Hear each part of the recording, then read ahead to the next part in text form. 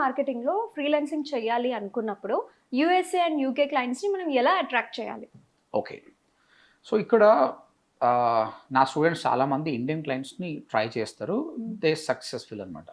But చాలా తక్కువ మంది మాత్రమే యూఎస్ యూకే క్లయింట్స్ వాళ్ళు ట్రై చేయగలుగుతారు. ఎందుకంటే యూఎస్ యూకే క్లయింట్స్ కొట్టాలంటే first of all you need a great communication skill. ఆయన ఏం చెప్తుండో నీకు అర్థం కావాలి. నువ్వేం మాట్లాడడం చెప్తున్నావు మాత్రమే కాదు, కన్విన్సింగ్ కూడా తెలియాలి. Correct. Yes. That is very important. కాబట్టి ఇప్పుడు నేనున్నా అండి, నాకు క్లయింట్స్ ఉన్నాయి. I have a US and UK clients.